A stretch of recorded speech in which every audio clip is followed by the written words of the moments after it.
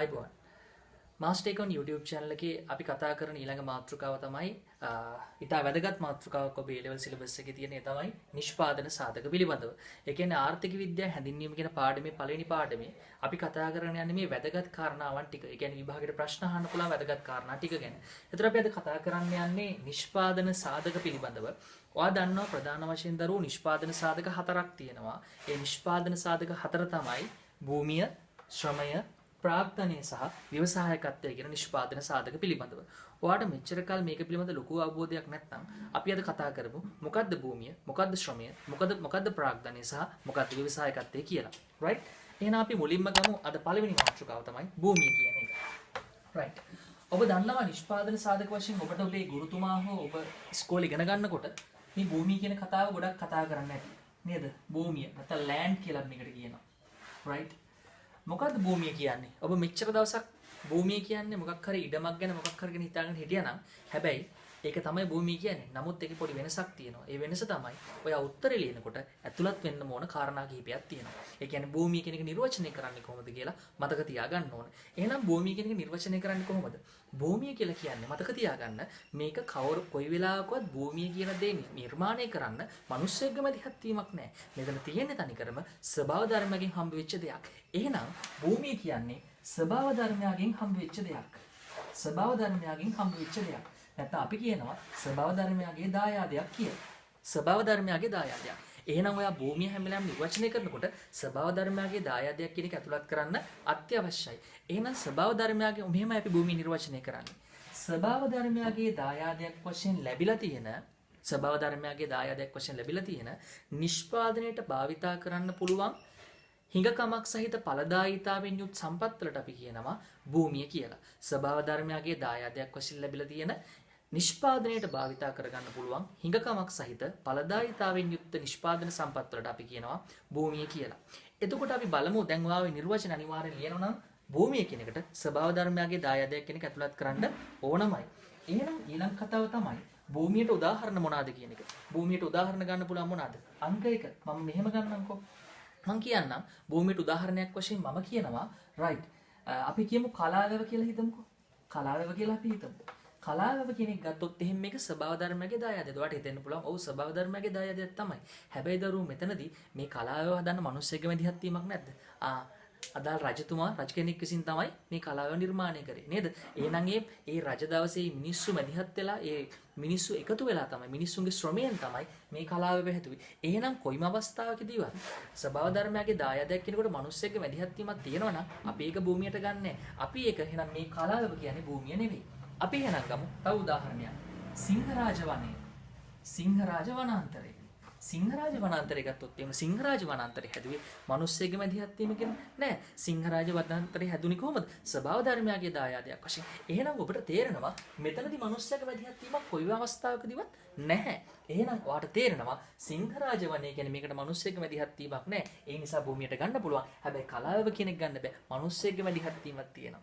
ඔන්න ඔය ආකාරයට තමයි ඔයා හැම වෙලාවෙම භූමිය කියන එක වෙනස් කරලා හඳුනා ගන්න ඕන. උදාහරණ දක්වන්න ඕන. සහ ස්වභාව ධර්මයේ දායාදයක් කියන එක අත්‍යවශ්‍යයි. පැහැදිලි ඇති. right. අපි දෙවෙනිට කතා කරමු ශ්‍රමය පිළිබඳව. එහෙනම් මතක තියාගන්න කාරණාව තමයි භූමියේ තව ලක්ෂණ මම ඒක පොඩ්ඩක් කියලා ඉන්නම්. භූමියේ ලක්ෂණ තියෙනවා.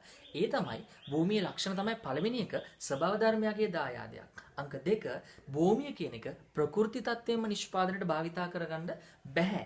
අංක 3 තමයි භූමිය කියන එක සංචලනය වෙන්නේ නැහැ. තැනකින් තැනකට ගමන් කිරීමේ හැකියාවක් නැහැ. අංක 4 තමයි භූමියේ ඉපීම නැත්නම් භූමියට ලැබෙන ආදායම් වර්ගය තමයි අපි කියන්නේ බදු කුලිය කියලා මතක තියාගන්න. එහෙනම් භූමියේ සාධක ආදායම තමයි බදු කුලිය කියලා අපි කියන්නේ. මතක තියාගන්න. ඊට වැදගත් කාරණා ටිකක් මම මේ දැන් වාට කියලා දුන්නේ. අංක 2 තමයි අපි අද කතා කරන්න යන්නේ ශ්‍රමය කියන එක ගැන. ශ්‍රමය. බලන්නකො ශ්‍රමය කියන්නේ මොකක්ද කියලා. නැත්නම් අපි කියන ලේබර්ස්ලා කියලා කියනවා. right labors ශ්‍රමය. ඔයා මෙච්චර දවසක් ශ්‍රමය කියන එක පටලවගෙන ඉන්නේ නැති සමහර වෙලාවට. ශ්‍රමය කියන්නේ මොකක්ද ඇත්තටම? ශ්‍රමය කියනකොට ප්‍රධාන කාරණා දෙකක් ඉෂ්ට වෙන්න ඕන ශ්‍රමිකයෙක් වෙන්න. ඒ පුද්ගලයා ඔයා හිතන්න උදාහරණයක් මිනිස්සෙක් කියලා. මේ මිනිස්සයා මේ ශ්‍රමය සපයන්න ඕන කිසියම් ආර්ථික ප්‍රතිලාභයක් අපේක්ෂාවෙන් ඉන්න ඕනේ. එහෙනම් ශ්‍රමයක් වෙන්න අවශ්‍ය වෙන පළවෙනි කාරණාව තමයි මේ ශ්‍රමය සපයන පුද්ගලයා මොකක් හරි ආර්ථික ප්‍රතිලාභයක් අපේක්ෂාවෙන් තමයි මෙයා මේ ශ්‍රමය සපයන්න අපේක්ෂාව වෙන්න ඕනේ. එහෙනම් පළවෙනි කාරණාව තමයි ශ්‍රමයක් වෙන්න මෙයා ආර්ථික ප්‍රතිලාභයක් අපේක්ෂා කරන්න ඕන. ආර්ථික ප්‍රතිලාභයක්. මොකක්ද මේ ආර්ථික ප්‍රතිලාභයක් කියලා කියන්නේ? ආර්ථික ප්‍රතිලාභයක් කියන එක සමහර වෙලාවට වැටුප වෙන්න පුළුවන්. සමහර වෙලාවට මේක මොනවා හරි භාණ්ඩ මල්ලක් වෙන්න පුළුවන්.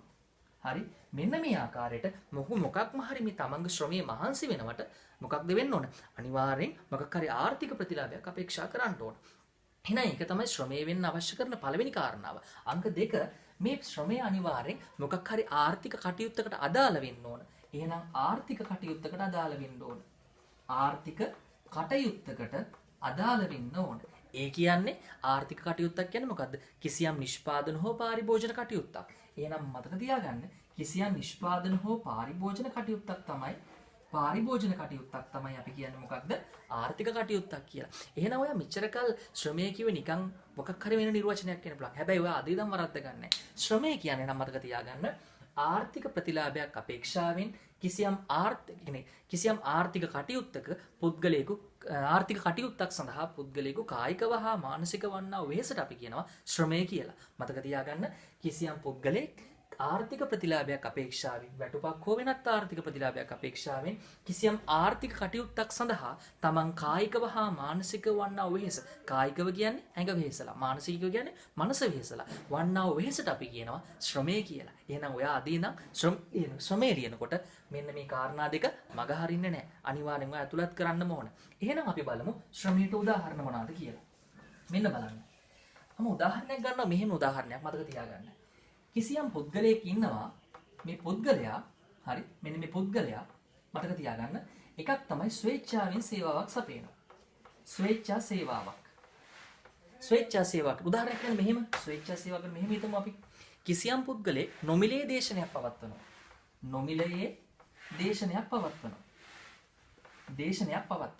තවත් පුද්ගලයෙක් පන්ති ගාස්තුවක් අරගෙන නැත්නම් කෝස් ෆී එකක් අරගෙන ගාස්තුවක් අය කරලා දේශනයක් පවත්වනවා. අපි බලමු. හරි.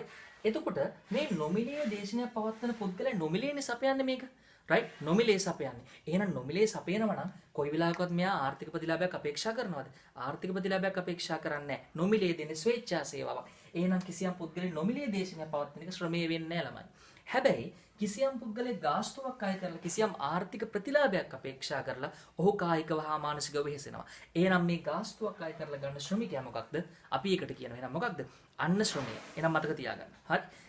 එහෙනම් ශ්‍රමයේ ලක්ෂණ මොනවද කියලා අපි ඊළඟට පොඩ්ඩක් බලමු. ශ්‍රමයේ ලක්ෂණ තමයි අංක 1 තමයි ශ්‍රමිකයෙක් ගත්තොත් එහෙම මේ ශ්‍රමය කියන එක හැම වෙලාවෙම කිසියම් ආර්ථික ප්‍රතිලාභයක් අපේක්ෂාවෙන් කටයුතු කරනවා. දෙවෙනි එක කිසියම් ආර්ථික කටයුත්තක නියැලීමක් සිද්ධ වෙනවා. ශ්‍රමය කියන එක සමජාතීය නැහැ. ශ්‍රමය කියන එක සංචලනය කරන්න පුළුවන්.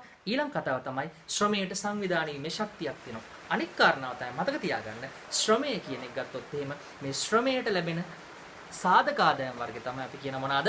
වැටුප කියලා අපි ශ්‍රමයට ලැබෙන සාධක ආදායම් වර්ගය කියනවා. පැහැදිලි ඇති. රයිට්. අපි තුන්වෙනි මාතෘකාව කතා කරමු. ඒ තමයි තුන්වෙනි මාතෘකාව තමයි ප්‍රාග්ධනය කියන එක.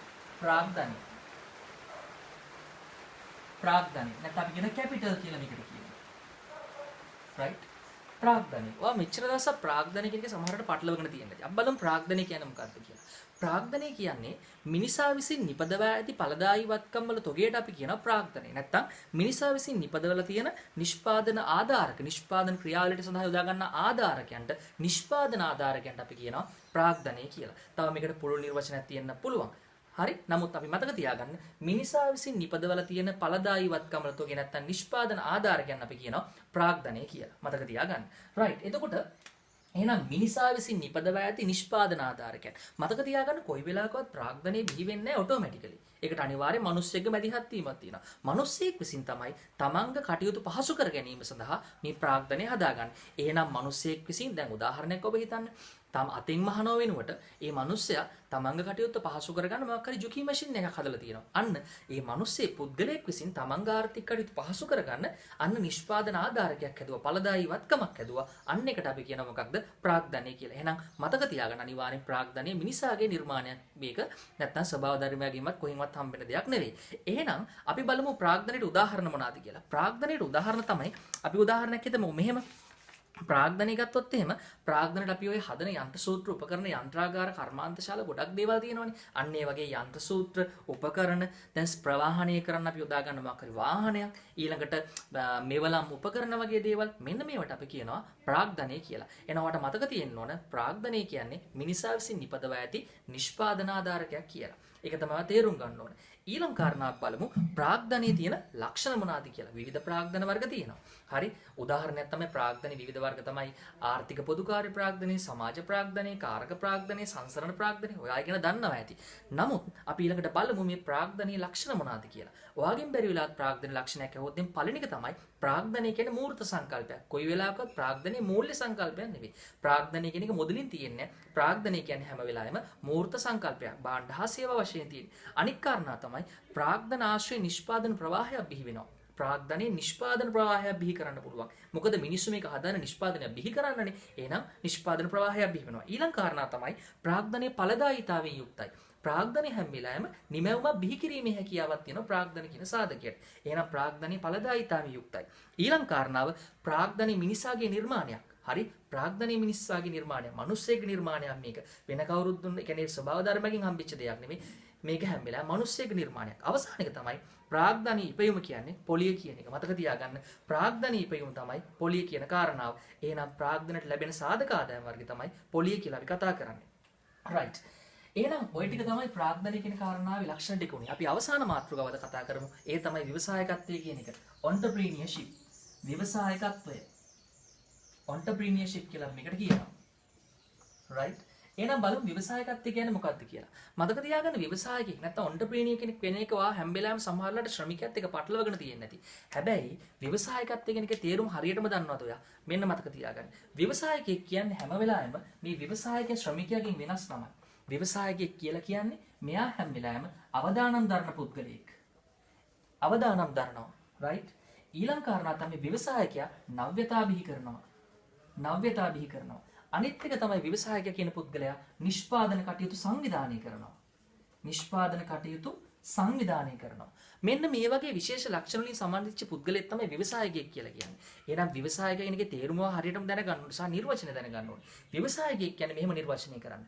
භූමිය ශ්‍රමය ප්‍රාග්ධනය වෙන නිෂ්පාදන සම්පත් සංචලනය කරමින් සංචලනය කරනවා කියලා කියන්නේ ඒක මික්ස් කරලා ඒක වෙනස් කරලා ඒක මොකක් හරි ක්‍රියාවලියකට භාජනය කරලා එහෙනම් භූමි ශ්‍රමයේ ප්‍රාග්ධන නිෂ්පාදන සම්පත් සංචලනය කරමින් අවදානම් දරමින් නව්‍යතා බිහි කරමින් නිෂ්පාදන කටයුතු සංවිධානය කරන මානව සම්පතට අපි කියනවා ව්‍යවසායකයෙක් කියලා. නැවත වතාවක් කිව්වොත් භූමිය ශ්‍රමය ප්‍රාග්ධන නිෂ්පාදන සම්පත් සංචලනය කරමින් අවදානම් දරමින් නව්‍යතා බිහි කරමින් නිෂ්පාදන කටයුතු සංවිධානය කරන මානව සම්පතට අපි කියනවා ව්‍යවසායකයෙක් කියලා. එහෙනම් මතක තියාගන්න ඔයාලට දැන් තේරෙනවා ශ්‍රමිකයයි ව්‍යවසායකයයි අතර වෙනසක් තියෙනවා. මොනවාද ශ්‍රමිකයයි ව්‍යවසායකයයි අතර වෙනස්කම් බැලුවොත් එහෙම ශ්‍රමිකයාට ලැබෙන්නේ වැටුපක්, ව්‍යවසායකයාට ලැබෙන්නේ ලාභයක්.